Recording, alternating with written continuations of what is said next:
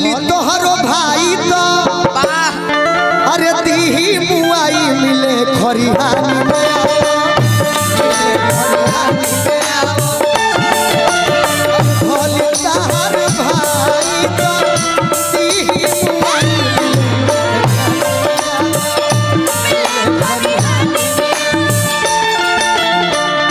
लाई फुसी लगे जोनी हे हम के चढ़ा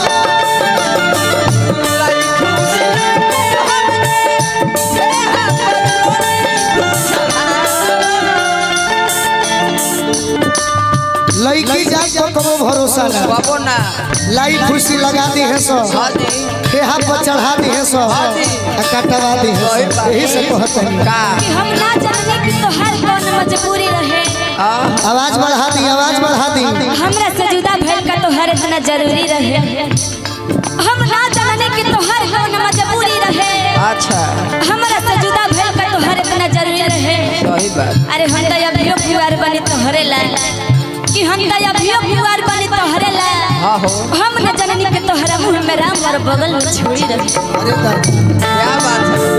मुंह में राम बगल में छुरी रहे। हां दी मजबूरी रहे। हां जरूरी रहे बाकी धोखा कइला तबे नु हमार तार दूरी रहे। सही में जान जा की का जरूरी होला यही से कहतनी तेराई वाली तहरा से दादा। हां दादा ते शोर मार के हमरा के हल्लू कर दे लाई फुसी लगे जोनी हे हम जा तू चढ़ावा काहे कि धोली तोर भाई तो अरे दीही मुआई मिले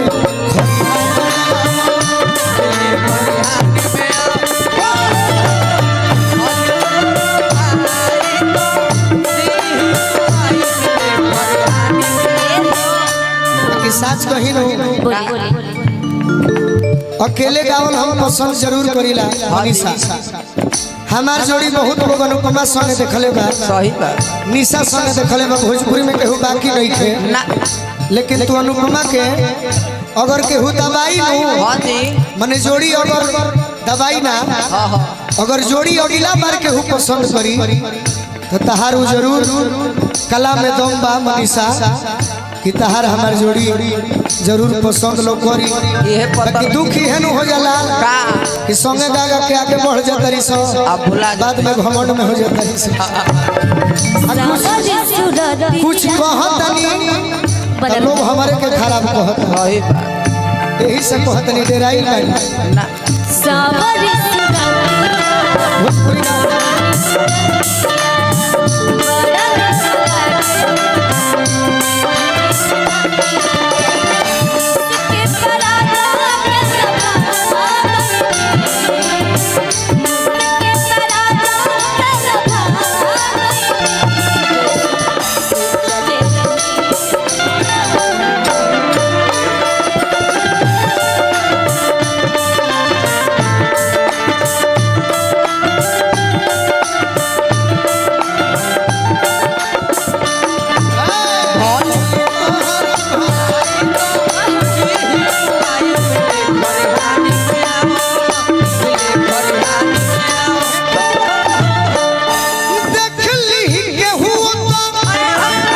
नया लिखले बनी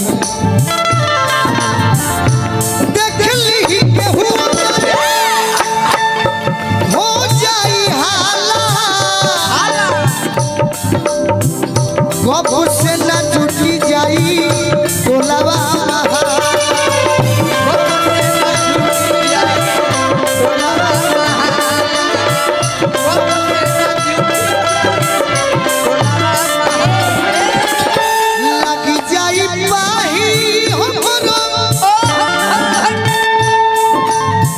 जानते जो है तू हमारा के बदनाम कर देबू हमारा इज्जत के पाही लग जाए। सही बात। यही से डेरा बदनाम के जिए लोयरा